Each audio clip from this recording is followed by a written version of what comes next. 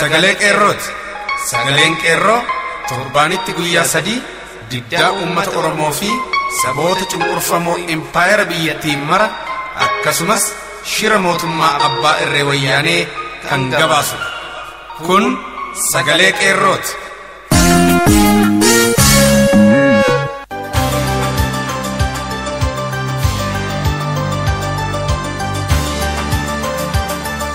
Sadaasni sagal guyyaan fincila diddaa gabrummaa bakka Oromoon jiru hundatti bakka maratti kabajamuu irratti argama. Nuti Sagaleen Qeerroo guyyaa kanaaf kabaja olaanaa kennina. Hayyuun Oromoo Daandii Qajeelaa jedhamu barreeffama xiinxala gabaasa sochii qeerroo bilisummaa Oromoo ilaallatu kan sadaasaa bara 2013 irraa jalqabe hanga sadaasaa 2014tti jiru ifa godhaniiru. Sababiinsaa gabaasaan hayyuu kana kuusaa seenaa Oromoo keessatti bakka olaanaa qabatee kan taa'uu qabu waan ta'eefidha. Kana malees qabsoo bilisummaa Oromoo addunyaa maraarratti dhageettiif xiyyeeffannaa akka argatu dhaabbileen mirga dhala namaa falmanii fi biyyoottan firoottan Oromoo ta'an haala araddaa kana keessatti adeemsifamaa jiru akka hubatan gargaara. Akkasumallee lammiileen Oromoo fi Oromiyaa wareegama dhaloota kanaa hubachuun galfata isaanii bakkaan ga'uuf onnachiisa. Dabalataan gochaa diinaa saaxiluun deeggarsa biyya keessaaf alaa dhabamsiisuun abdii kutachiisa. Walumaa galatti hayyuun kun gumaachi isaan qabsoo bilisummaa Oromoof godhan gatii guddaa qaba. Gochaa isaanii kanaafis Sagaleen Qeerroo galanni keessan bilisummaa ta'u jechuu jaallata. Sochii qeerroof deebii mootummaa wayyaanee guyyaa isaa wajjin tartiibaan ilaalla. Kanas jaal tokkicha murteessaa fi jaal biiftuu galmoo isiniif dhiyeessu an Urjii Sabaati. Anis Hariiroo Jorgooti.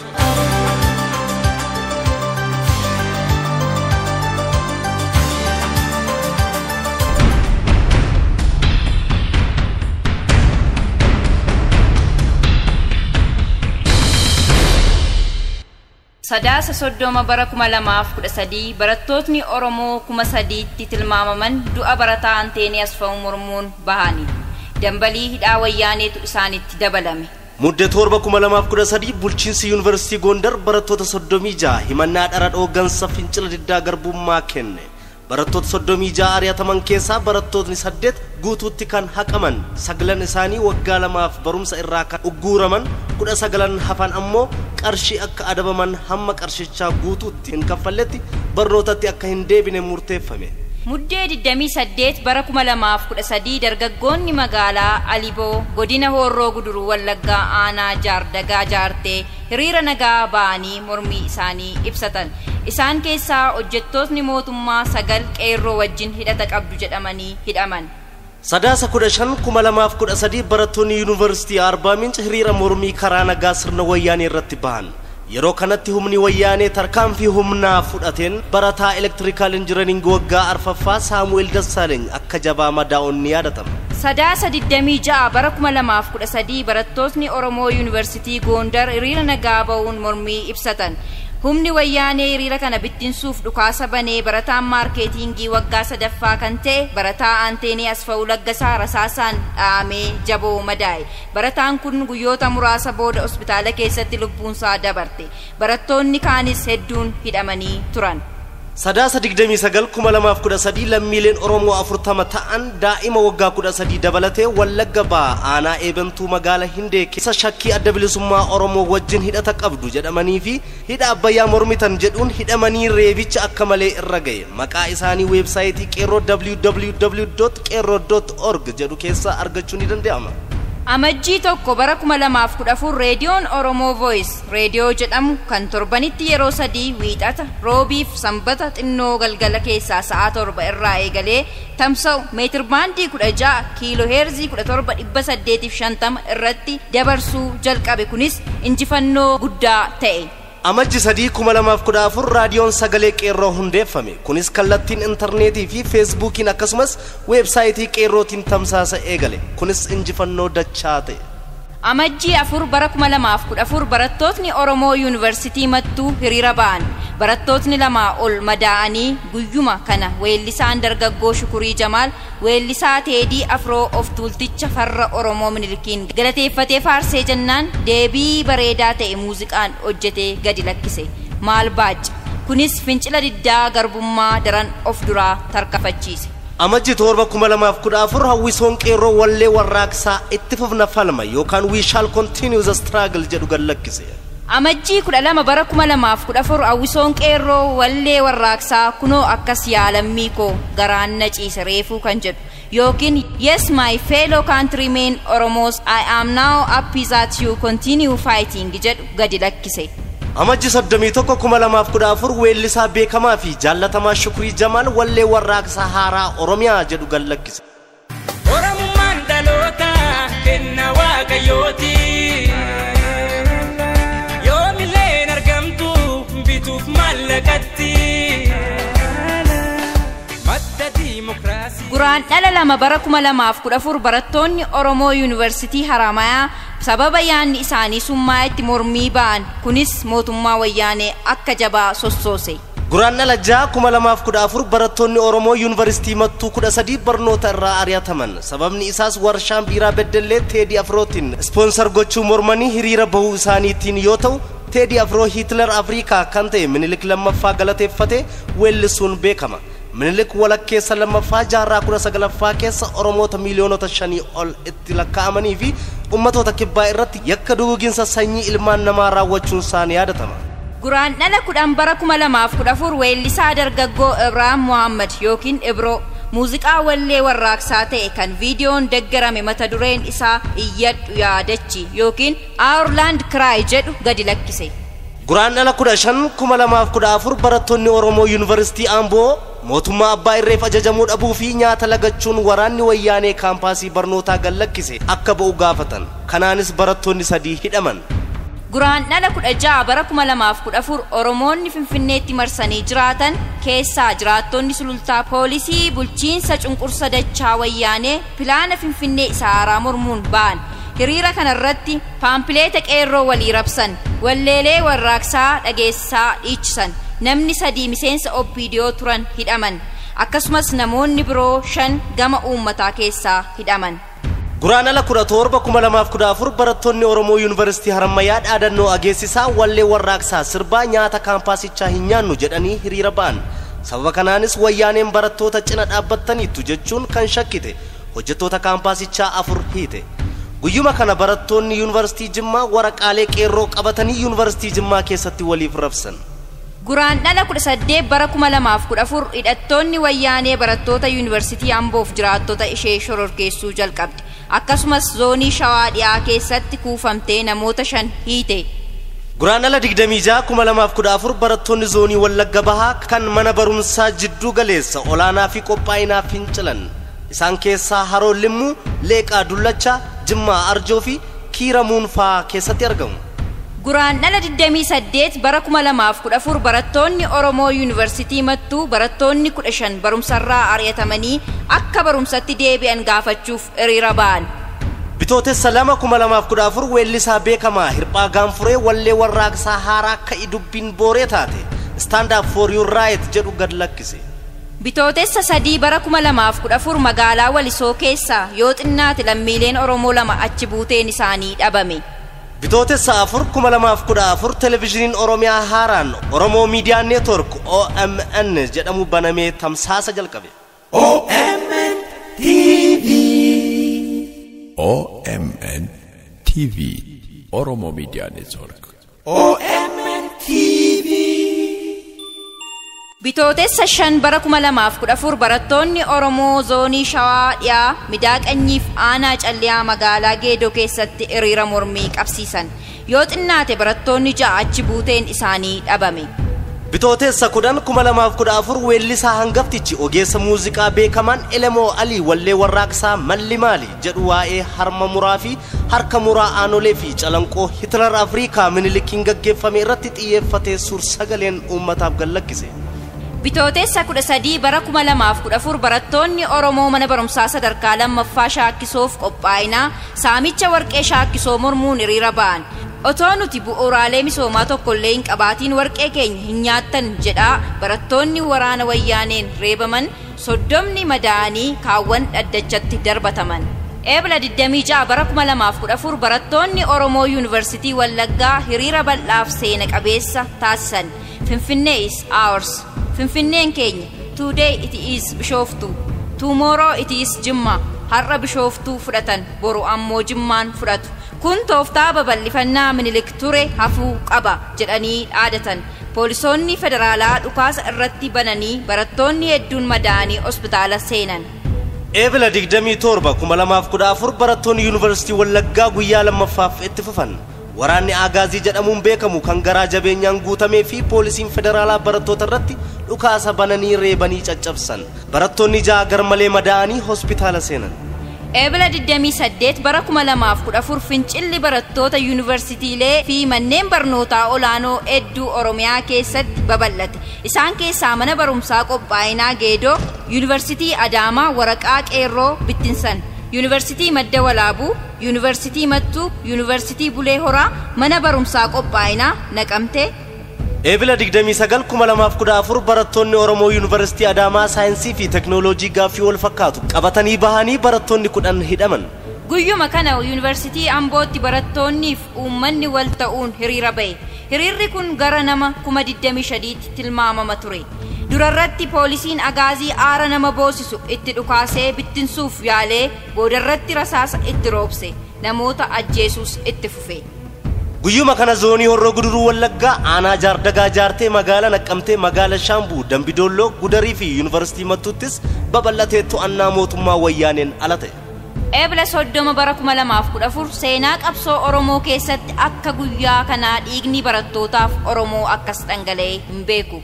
Hiriira guddaa lafa sochoose kana barattootaaf uummata magaalaa Amboo guutuutti hirmaachisetu ta'e. Waraanni Agaazii bittinsuuf akkuma kallattiin barataa kutaa 9ffaa tokko ajjeesetti uummanni duraan nagaan hiriiree ture wayyaanee irratti lola banee konkolaataalee mootummaa hedduu guban.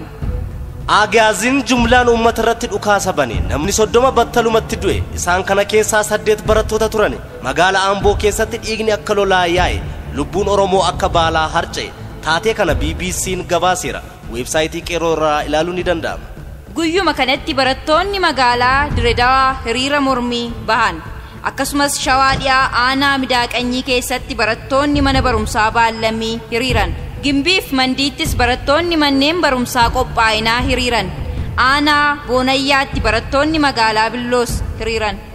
Caamsaa 2014 Yuunivarsiitii Finfinneetti hiriirri guddaan ta'e. Godina Horroo Guduruu aanaa Jaardagaa Jaarteetti magaalaa Aliboo keessa uummanni guutuutti ba'ee alaabaa wayyaanee gubee hojjettoota biiroolee hunda keessaa ari'ee ofiif to'atee alaabaa isaa dhaabbate. Yuunivarsiitii Madda Walaabuutti hiriirri guddaan ta'e. Waraanni Agaazii hiriira kana bittinsuuf dhukaasa baneen barattoota dubartootaa dabalatee ifaaf ifatti ajjeesee lafa naquu jalqabe. Guyyuma kana hiriirri guddaan magaalaa Gudarittis geggeeffame. Wayyaaneen ajjeechaa hamaa uummata irratti geggeessite. Uummannis kaambii waraana naannichatti argamu ibiddaan gube. Magaalaa Amboo guutummaa guutuutti sochii namootaa irraa walaba ta'ee cufame. Mana irra deemanii baasanii hidhaatti guuruuf yaalan. Barsiisotni 3 guyyaa kana hidhaman. Yuunivarsiitiilee Finfinnee, Haramayaa, Jimmaa, Madda Walaabuu, Shaambuuttis akkuma itti fufetti oole. Caamsaa 2014 manneen barumsaa olaanoo Oromiyaattis tarkaanfate. Shawaa Dhiyaa aanaa Midaaqanyii uummanni guutuutti ba'ee waajjiraalee mootummaa to'ate.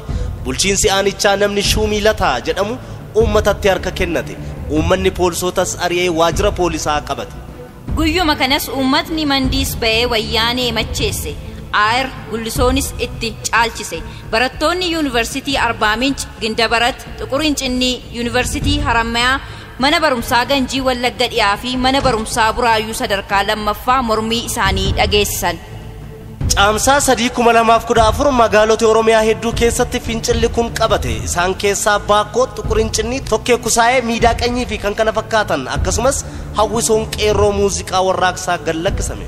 Caamsaa 4 bara 2014 magaalotni Oromiyaa hedduun poolisoota ari'anii ofirraa baasanii waajjiraalee mootummaa qabatanii dhiichisuu jalqaban. Isaan keessaa zoonii Horroo Guduruu, magaalaa Jaardagaa, magaalaa Kombolchaa, magaalaa Aliboo, Akkayyuu Sireef kan kana fakkaatan magaalota akka Shaambuu fi Sibuu Siree, Baakkoo, Walqixxee, Wancii, Tajii, Sabbataa, Sadan Sooddoo fi Ammayyaafaatti hiriirritti fufee oole. Caamsaa 5 2014 barattoonni godina Shawaa Dhiyaa aanaa Midaaqanyii hiriirraan wayyaaneen doorsisuuf Agaazii itti ergite. Gama biraatiin wayyaaneen koomaandaroota ishee 4 adda bilisummaa Oromoo wajjin hariiroo qabu jettee shakkitee hiite.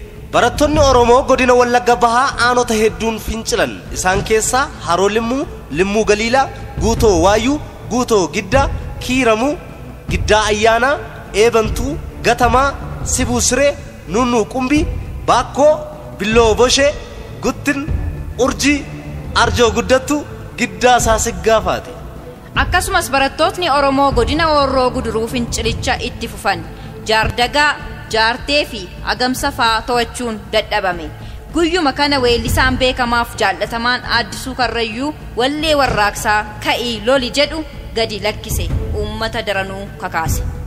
Caamsaa 2014 barattoonnii fi uummanni magaalaa Shiinoo Shawaa Dhihaa, Ayiraa Wallagga Dhihaa, Jaardagaa Jaartee Horroo Guduruu Wallaggaa fi Harammayaa Harargee Bahaa fincilicha itti fufan.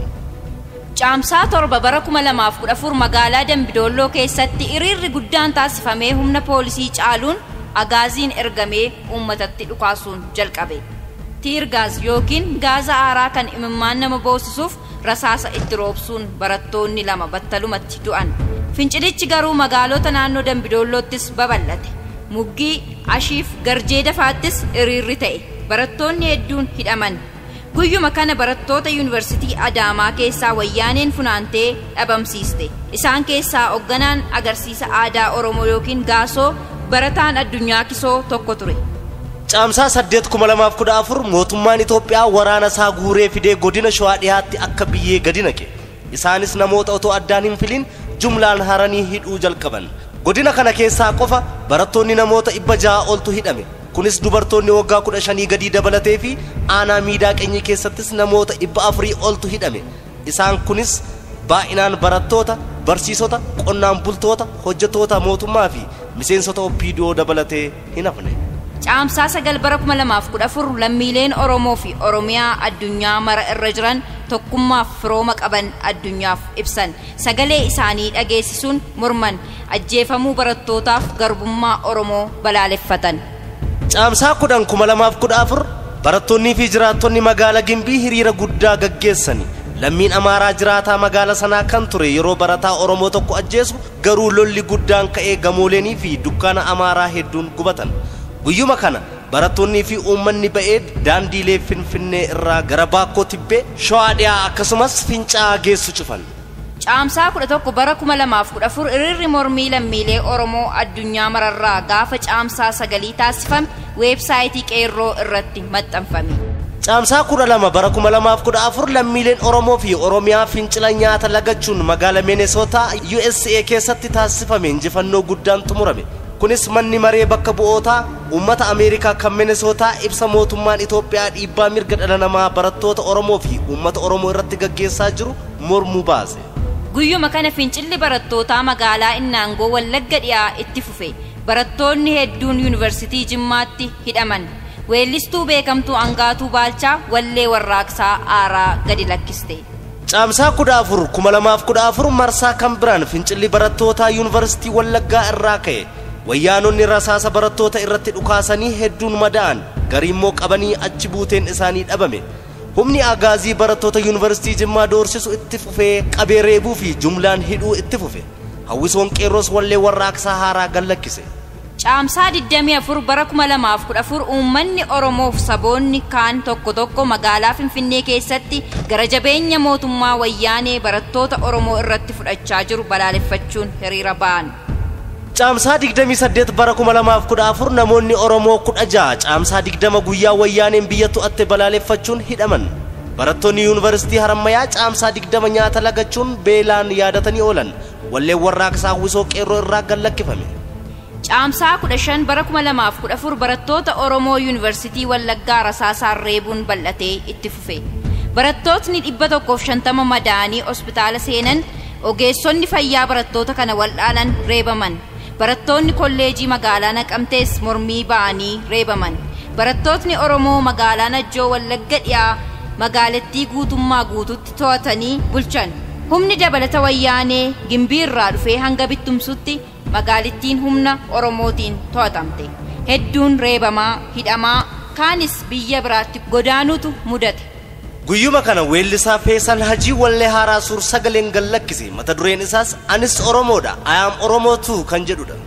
Bitootessa 15 bara 2014 yoo xinnaate barattoonni lama godina addaa Finfinnee keessaa ABO wajjin hidhata qabdu jedhamanii shakkamuun hidhaman.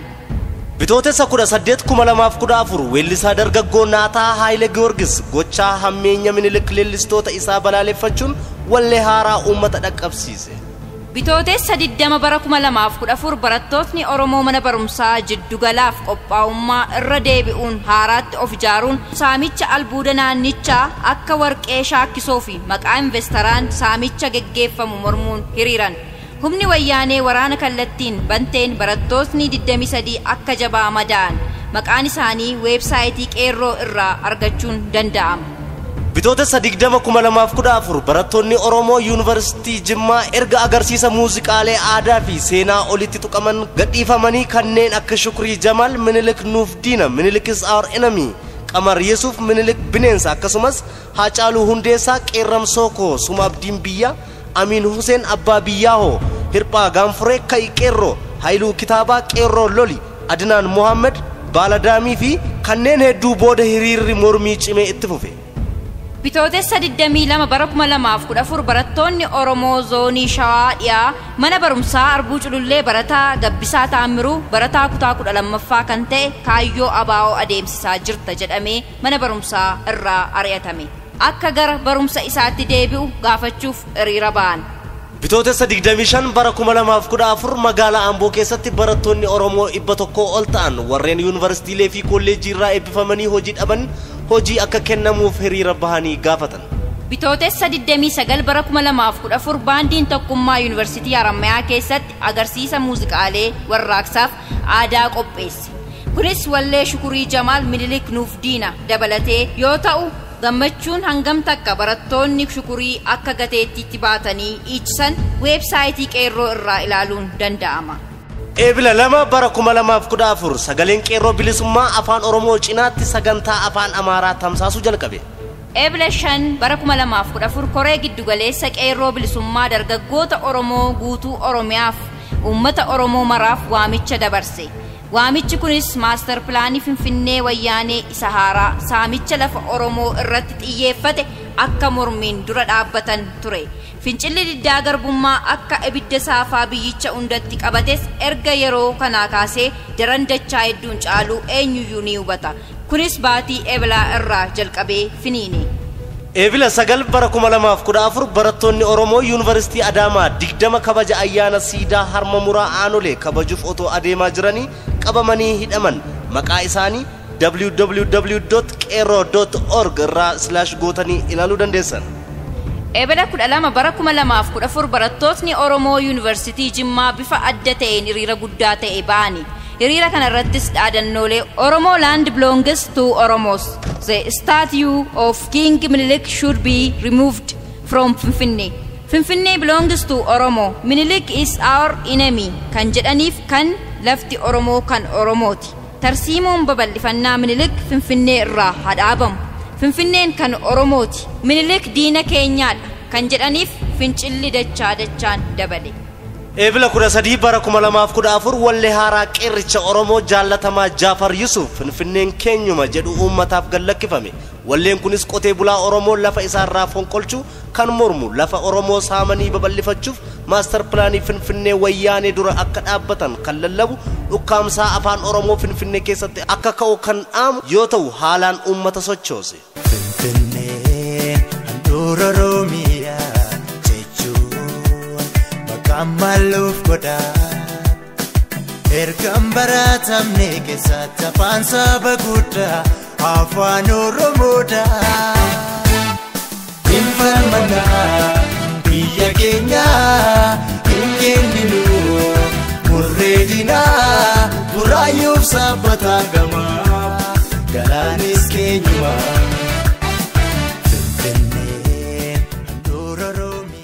Eebila 14 bara 2014 weellistuu beekamtuu Angaatuu Baalchaa wallee ishee jaallatamaa duraanii Alaabaa jedhamu bifa wayyaa'een fooyyessitee haaromsitee uummata dhaqqabsiifte. Eebila 15 bara 2014 hawwisoon qeerroo faaruu warraaqsaa guyyaa goototaa Oromoo faarsu uummata dhaqqabsiise. Ebla 16 bara 2014 barattootni Oromoo Yuunivarsiitii Adaamaa Saayinsii fi Teekinooloojii mootummaa wayyaanee TPLF-tiin hoogganamu weellistoota Abashaaf manneen maxxansaa tokko seenaaf kabaja Oromoo xureessan mormuun hiriira ba'an. Guyyuma kana ammoo yuunivarsiitiileen hedduun guyyaa gootota Oromoo qeerroo jalatti ijaaramuun kabajachaa turan. Isaan keessaa yuunivarsiitii Hawaasaa, yuunivarsiitii Wallaggaa kan Naqqamtee, Shaambuu fi Gimbii, kolleejii Jenereeshinii Naqqamtee, yuunivarsiitii Amboo. Haayiskuulii Geedoo, haayiskuulii Xiqur Hincinnii, Walisoo, Walqixxee yuunivarsiitii Harammayaa, Ciroo, Finfinnee kiiloo 4, kiiloo 5, kiiloo 6, Kotobee, Mattuu, Jimmaa, Roobee, yuunivarsiitii Baaleef kan kana fakkaatan yoo ta'u, mootummaa wayyaanee kun hunduu yoo ta'u quba hin qabdu turte. Ebila 18 bara 2014 weellisaa beekamaa fi jaallatamaan Jaafar Yesuuf Dameetikaa wayyaaneen qabamee waraana wayyaaneetti dabarfamee kenname. Reebichi guddaan irra ga'e. Sababa kanaan dhibamee hospitaala Alertitti erga yaalamaa ture, erga hidhaatii bahee biyyarraa godaanuuf dirqame. Ebla 19 bara 2014 barattoonni Oromoo Yuunivarsiitii Jimmaa tokkummaan dhaabbachuun gara waajjira poolisii dhaquun barattoota hiriyoota isaanii 10 hidhamanii turan akka gadi lakkisan gaaffii leencaa gaafatan.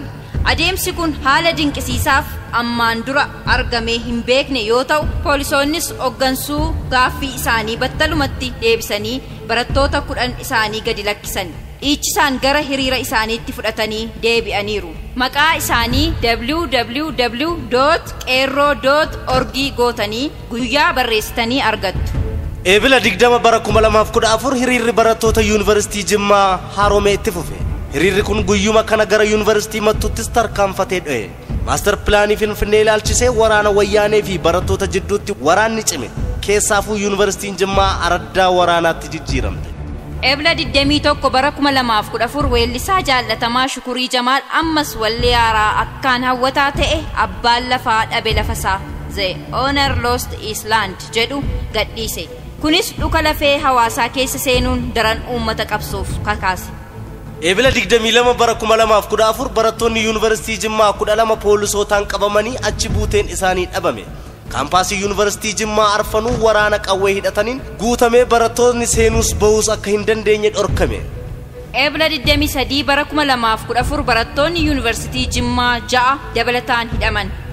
Ebila 25 bara 2014 barattoonni Oromoo yuunivarsiitii Amboo yuunivarsiitii keessaa bahuun daandii gubbaa irratti bahanii dhaadannoo dhageessisan. Minilik bineensa Finfinneen kan keenya yookaan Finfinnee is ours. Fincilli dagaagee barattoonni 15 to'annaa wayyaanee jalatti kufan. Maqaa isaanis weebsaayitii qeerroo ilaala. Guyyuma kana sa'aa wal fakkaatutti akka sunaamii dambali'ee yuunivarsiitiin Harammayaa socho'e. Hiriira kanas barattoonni mooraarraa ba'anii uummanni naannichaas irratti hirmaate. Barattoota cina dhaabbatee dhaadannoo dhageessise. Finfinneen keenya, sabbataan keenya. Jaafar Yesuuf haa gadhiifamuuf kan kana fakkaatan yoo ta'u, Pirezidaantiin kaampaasichaa Dr. Girmaa Lammeessaa tasgabbeessuuf yaalanis hin dandeenye. Haasawaa isaanii weebsaayitii qeerroo irraa ilaalaa. Caamsaa 16 bara 2014 dargaggoo aartist jireenyaa Shifarraa wallee warraaqsaa gallakkise. Barattoonni Jaas yuunivarsiitii Adaamaa keessaa qabamanii hidhaman. Caamsaa 17 bara 2014 julmaan Oromoo hidhuu irratti duulli wayyaanee bobba'e. Mandiitti namoota 11, Harammayaa namoota 4, Amboo namoota 5, yuunivarsiitii Wallaggaa namoota 14 walakkaan madaa'aniiru. Gullisoo irraa 17, Aayira irraa 12 hidhaatti guuraman. Freedom is coming tomorrow. Muuxannoo qabsoo apartaayidii irratti godhame yuutuubii irratti gadhiifame. Caamsaa 17 bara 2014 barattoonni Oromoo lama Mallashuu Mallasaa fi Bilisummaa Lammii jedhaman erga hidhaatii bahanii booda magaalaa Adaamaa keessatti ajjeefaman. Caamsaa 19 bara 2014 barattoonni yuunivarsiitii Jimmaa fi Adaamaa irraa 5 achi buuteen isaanii dhabame. Caamsaa 20 bara 2014 barattoonni yuunivarsiitii Jimmaa 4 mana barumsaa irraa dhorkaman. Qeerroon bilisummaa walumaa galatti barattoonni 2390 mana murtii garaa garaatti bakka garaa garaatti dhiyaatan. Dargaggoo aartist jireenyaa Shifarraa wallee warraaqsaa ka'ii falmi jedhu haaraa dabalee gadhiise. Caamsaa 23 bara 2014 weellisaa dargaggoo Daadhii Galaan wallee warraaqsaa haaraa dagachuu hin qabnu kan kalee yookaan we shouldn't forget what happened to us yesterday jedhu gadhiise. Weellisaan kun otoo ayyaana irreechaa kabajachaa jiru bara 2014 Dameetikaa wayyaaneen qabamee hidhame. Caamsaa 29 bara 2014 barattootni manneen barnootaa Amboo, Naqqamteef Najjoo barattoonni hiriyoonni isaanii badii tokko malee mana murtiitti geeffamuun otoo guyyaan qorumsa biyyoolessaa kutaa 10ffaa isaan jala hin darbin akka gadi lakkisaman gaafachuuf hiriira nagaa ba'ani. Waxabajjii 4 bara 2014 barataan yuunivarsiitii Harammayaa Aslaan yookaan Nuraddiin Hasan darara gara jabeenya reebicha olaanaa irra ga'een ajjeefame. Hiriirri jabaan haaraatti Amboo irratti dho'e. Sababni isaas barattoota hidhaman gadhiisfachuu barbaanna akkasumas mana barumsaa sadarkaa lammaffaa hoomachaatti barattootni dura bu'aa mana barumsichaa reeban. Sababni isaas barattoota tasgabbeessuuf jecha waraana wayyaanee waan isaanitti waameef ture. Guyyuma kana barataan Oromoo Daawit Waaqjiraa jedhamu godina Qellem Wallaggaa magaalaa Anfilloo keessatti rasaasa wayyaaneen ajjeefame. Duutni isaas walitti bu'iinsa cimaa uummataaf wayyaanee jidduutti uume. Akkasuma ammallee guyyuma kana godina Wallagga dhihaa barsiisaa dargaggeessi Magarsaa Abdiisaa jedhamu mana hidhaa Gullisoo keessatti reebichaan ajjeefame. Waxabajjii 5 bara 2014 maanguddootni 4 magaalaa Gimbii keessaa fincila kana kan hoogganu isin jedhamuun hidhaman. Kaambiin leenjii poolisa Sanqallee ajjeefamuu barattoota Oromoo mormuun poolisoonni leenjifamtoonni leenjii dhaaban. Waxabajjii 6 bara 2014 namoonni 200 ol ta'an sababa fincila kana wajjin wal qabateen mana murtiitti dhiyaatan. Isaan kana keessaa 9 isaanii eessatti akka dhabamsiisaman wallaalame warri isaanii illee barbaadanii arguu hin dandeenye. Waxabajjii 7 bara 2014 barataan Moonaa Xilawuun reebicha hamaan mana hidhaa keessatti ajjeefame. Waxabajjii 7 bara 2014 barataan Moonaa Xilawuun reebicha hamaan mana hidhaa keessatti ajjeefame.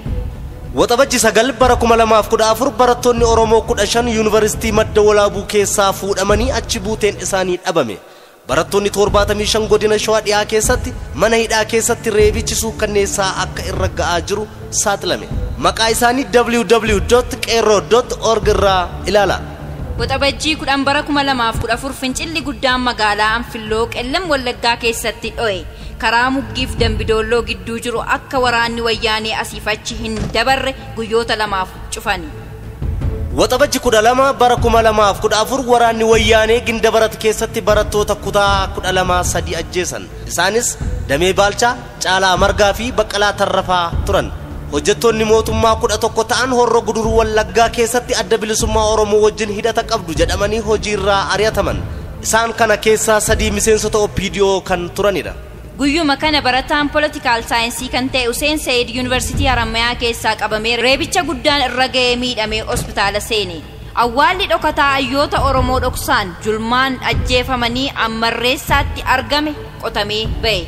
Waxabajjii 14 bara 2014 dargaggoo weellisaa Araarsaa Gabbisaa wallee warraaqsaa Oromoon abdadhu Oromoo put your trust on me jedhu gadhiise.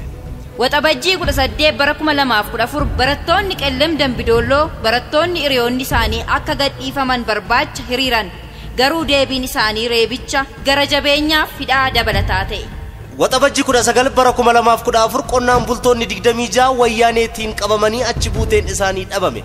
Hawwisoon qeerroo bilisummaa wallee warraaqsaa haaraa labsii jedhu uummataaf gadhiise. Labsii walitti dabarsii labsii walitti dabarsii irraan bitin ittiin gurgurini irraan nyaatini irraan dhugini Oromoo diinageerra irraan bitin irraan dhugini. Waxabajjii 21 bara 2014 hojjettoonni mootummaa 3f jiraattonni 4 magaalaa Najjoo keessaa abaa wajjin hidhata qabu jedhamanii shakkamanii wayyaaneen hidhaman. Waxabajjii 23 bara 2014 dargaggoo Galaanaa Nadhaa mana hidhaa wayyaanee keessatti reebicha hamaa irra ga'een mana hidhaa keessatti dhukkubbii mataa isaa irra ga'een du'e. Reeffi isaa mana hidhaa keessaa fuudhamee godina Shawaa dhiyaa aanaa Tokkee Kusaayetti awwaalame. Namootni 3,000 ol awwaalcha isaa irratti argamanii turan. Waxabajjii 25 bara 2014 fincilli haaraan magaalaa Begii keessatti ka'e. Fincilli kun wayita barattootni hiriira nagaa ba'anii turan irratti hidhaa cimaan waggaa dheeraa seeraan ala badii malee itti murtaa'e hidhaaf gara mana hidhaa Gimbiitti geeffamuuf ka'aniittidha. Guyyuma kana gaazexeessitoonni 16 dhaabbata raadiyoonaa fi televezyiinii Oromiyaa keessaa ari'ataman. Sababni isaas gabaasa kijiba mootummaa wayyaanee dhiyeessuu diduu isaanii fi fincila gaaffii mirgaa uummata Oromoo fi barattoota Oromoo balaaleffatanii hololuu diduu isaaniitiinidha. Waxabajjii 27 bara 2014 barattoota hedduu magaalaa Beegii keessatti hidhamanii jiran keessaa 2 mana hidhaa keessaa badanii baafatan. Sababa kanaan waraanni wayyaanee namoota hedduu hidhaatti guurte. Akkasumas haadha barataa isaa mana hidhaa irraa baafate tokko reebicha suukanneessaa irraan ga'ani. Waxabajjii 28 bara 2014 shanee gumii adda bilisummaa Oromoo fi qaama ce'umsaa adda bilisummaa Oromoo tokkoomuu isaanii beeksisan. Tokkummaa kana argamsiisuufis mareen waggaa 2 adeemsifamaa ture.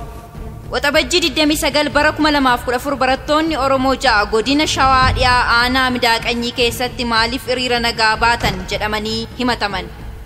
Waxabajjii 30 bara 2014 weellisaa beekamaa fi jaallatamaa Hirphaa Gaanfuree wallee warraaqsaa haaraa gallakkise. Hirphaan akkuma qeerroon hundaa'een bara 2011 muuziqaa akka qeerroo jedhu kan hojjetee ture. Adoolessa tokko bara 2014 dargaggoo aartist jireenyaa Shifarraa wallee qeerroo haaraa Yagowwaa jedhu ummataaf gadhiise. Garaagarummaa baatii lamaatti ta'uusaati. Yegowwaa Yegowwaa Yegowwaa Yegowwaa Yegowwaa Yegowwaa Gowwaa fi malee dhugaara dhaadhatanii gowwaanin dhalatini dhalatuun goondatini gowwaa fi malee. Abbootiin qabeenyaa 5 qeellam wallaggaa aanaa Anfiloo keessaa wayyaaniin qabamanii hidhaman. Sababni isaas fincila barattoota kanaa qindeessuun shakkamtu jechuun himataman. Adoolessa 3 bara 2014 jiraattonni magaalaa Anfiloo 6 akkasumatti fincila barattoota kanaatti hirmaattaniitu jedhamuun hidhamanii himataman. Adoolessa 7 bara 2014 qeerroon bilisummaa maqaa barattoota 61 hiriira nagaa baatan jedhamanii baatii eebilaa fi caamsaa keessa ajjeefamanii fi 903 manneen hidhaa garaa keessatti argaman ifa godhe.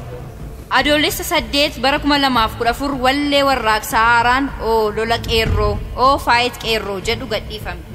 Adoolessa 10 bara 2014 dargaggoonni Oromoo umuriin isaanii waggaa 16 gadi baay'inni isaanii 31 ta'an mana hidhaa Amboo keessatti reebichi suukanneessaa akka irra ga'aa jiru saaxilame.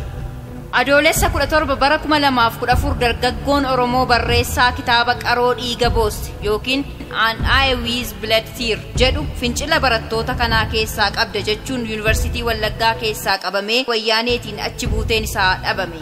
Adoolessa 18 bara 2014 weellisaa beekamaa fi akkaan jaallatamaa Kadir Martuu wallee warraaqsaa Minilik Fuusaw yookaan Minilik Rule Person jedhu uummataaf gadhiise.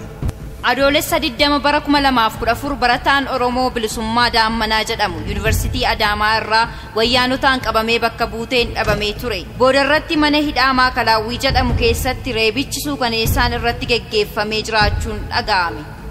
Adoolessa 25 bara 2014 wallee warraaqsaa haaraan aduun bilisummaa Light of Freedom jedhamu weellisaa beekamaa fi jaallatamaa Ibrahim Adam yookaan faffacaaneetiin hojjetamee gadhiifame. Adoolessa 27 bara 2014 barattootni Oromoo yuunivarsiitii Madda Walaabuu 4 wayita warra isaanii bira boqonnaaf jiranitti gidaamii qellam wallaggaatti qabamanii dhabaman. Hagayya 4 bara 2014 barattoonni Oromoo 8 godina Wallagga dhihaa aanaa Najjoo araddaa giddaa daallee ta'an hidhaan baatii 6 maaliif hiriira baatan jechuun itti murtaa'e. Hagayya 6 bara 2014 hawwisoon qeerroo wallee haaraa nuti qeerroon leenca goota jedhutu gadhiifame. Hagayya 16 bara 2014 barataan Oromoo Biqilaa Balaay Toleeraa jedhamu magaalaa Amboo keessatti hiriira nagaa irratti rasaasa wayyaaneen mataa irra rukutamee hospitaala Xuqur Ambassaatti ciisee erga wal'aanamaa ture booda du'aan boqate. Hagayya 17 bara 2014 hawwisoon qeerroo bilisummaa wallee warraaqsaa haaraa cidha bara dhufuu yookiin Wedding Ceremony of Freedom jedhamu gadhiifame. Cidha bara dhufuu yaa komoko dirqama lammummaa waan nurraa eegama yaa komoko galgalaaf ganamaa tokkummaa raawwachuuf istaandar yeroon geesseemaa istaambaa. Hagayya 18 bara 2014 sagaleen qeerroo sagantaa afaan Amaaraa tamsaasuu jalqabe. ይህ የቄሮ ድምጽ በአማርኛ ቋንቋ የሚተላለፍ የወጣቶች ድምጽ ነው። Hagayya 21 bara 2014 barattoonni Oromoo yuunivarsiitii Amboof mattuu leenjii siyaasa wayyaanee balaaleffachuun hiriira ba'anii dhaadannoo dhageessisan. Hagayya 22 bara 2014 barattoonni Oromoo yuunivarsiitii Jimmaa Wallaggaa fi Bulee Horaa bifuma wal fakkaatuun leenjii tarsiimoo siyaasa wayyaanee balaaleffachuun hiriira ba'an. Hagayya 23 bara 2014 barattoonni Oromoo Yuunivarsiitii Jimmaaf Amboo kitaaba leenjii siyaasaaf qophaa'ee isaaniif rabsame walitti qabanii fuulleetti ba'anii hundumti isaanii guban. Hagayya 15 bara 2014 Amboo Jimmaa Bulee Horaa fi Yuunivarsiitiilee kaanitti leenjii siyaasa wayyaanee kana mormuun itti fufe. Fincila kanaan guyyoota 3 keessatti barattoonni 53 qabamanii achi buuteen isaanii yeroo dhabamu 230 hidhaman. Hagayya 27 bara 2014 waraanni barattoota Oromoo Yuunivarsiitii Amboof wayyaanee gidduutti geggeeffame waraabamee weebsaayitii qeerroo irratti maxxanfame. Yoo xinnaate barattootni 800 Yuunivarsiitii Wallaggaa irraa hidhaman yuunivarsiitichi gara dirree waraanaatti jijjiirame. Hagayya 28 bara 2014 Shaashamannee keessa hojjettootni mootummaa 3 adda bilisummaa Oromoo wajjin hidhata qabdu jedhamanii qabamanii hidhaman. Barattoonni 26 Yuunivarsiitii Wallaggaa keessaa reebamanii hidhaman. Kunis dabalata warra duraan hidhaman dhibbootaan lakkaa'aman maleedha. Hagayya 30 bara 2014 qeerroon bilisummaa barattoota Oromoo 25 mana hidhaa keessatti reebichi suukanneessaa irra ga'aa jiruun lubbuun isaanii ba'uuf qarree irra jirtu ilaalchisee ibsa ejjennoo baase maqaalee fi guutummaa ibsa ejjennichaa www.qeerroo.org ilaalaa. Hagayya 31 bara 2014 hawwisoon qeerroo wallee warraaqsaa Oromoon daggala raase jedhee gallakkise. Fulbaana 3 bara 2014 duula hidhaa wayyaaneetiin banameen barattoonni 8 aanaa midaaqanyii irraa qabamanii hidhaman. Fulbaana 4 bara 2014 shamarree seenaa Solomoon wallee haaraa seenaa qabeessa gootni baroodee jedhu gadhiifte. Gootni baroodee daganaa gootni baroodee daganaa gootni baroodee baddaa Finfinnee galuudhaaf gootni Oromoo tombola baatee bosonaa kunoo larreedee gootni baroodee daganaa gootni baroodee. Guyyuma kana barattootni Yuunivarsiitii Jimmaa waraana wayyaanee gara jabeessa Agaazii jedhamuun marfamanii otoo jiranii wayita pirezidaantiin Oromiyaa kan jedhamu Muktaar Kadir barattoota kanaaf karaa pilaazimaa aasaa nuffisiisaa gochuuf jedhu addaan kutuun dhaadannoo dhageessisuun hiriira mormii ba'an. Fulbaana 11 bara 2014 akkasuma fincilli kan biraan magaalaa Finfinnee mana barumsaa Gimboota 20 jedhamu keessatti lammiilee Oromoon ka'ee sabaaf sabonnis irratti hirmaachuun walga'ii wayyaanee addaan kutan. Fulbaana 16 bara 2014 hawwisoon qeerroo wallee warraaqsaa haaraa jabaadhu obbo Abdii Sabakiyya. Jabaadhu obbo Abdii Sabakiyya sirumaan argamtii bilisummaan biyya moo'ichaan galii leenca Sabakiyya moo'ichaan galii leenca Sabakiyya. Fulbaana 24 bara 2014 hawwisoon qeerroo wallee warraaqsaa kai qeerroo stand-up qeerroo jedhu uummataaf gad lakkifame. Onkoloolessa 5 bara 2014 irreechi hora Arsadiitti uummanni miliyoona 4tti tilmaamamuun irreeffame.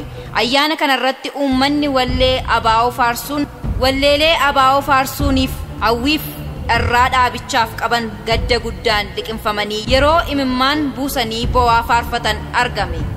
Onkoloolessa 7 bara 2014 weellistoonni dargaggoo beekamoon daadhii galaanii fi galaanaa gaaromsaa jedhaman ayyaana irreechaa irraa wayyaaneetiin qabamanii dhabaman.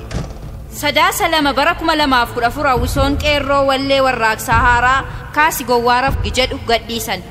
Sadaasa 4 bara 2014 kutaa waraanaa wayyaanee ajajaa waraana baha biyyattii irraa waraana ishee 3 adda bilisummaa Oromoo wajjin hidhata qabdu jettee shakkitee wayyaaneen hiite. Sadaasa 5 bara 2014 barattootni Oromoo 21 reebichaan lubbuun isaanii ba'uu irra jirti jedhamee gabaafamaa turan reebicha booda mana murtiitti dhiyaatan. Hidhaan hanga waggaa 5 fi qarshiin adabaman. Sababni imannaa isaanii maaliif hiriira itti hirmaattan kan jedhudha. Sadaasa 7 bara 2014 hawwisoon qeerroo wallee warraaqsa Oromoo falmadhu Oromoo be struggle for your right jedhu gadhiisan.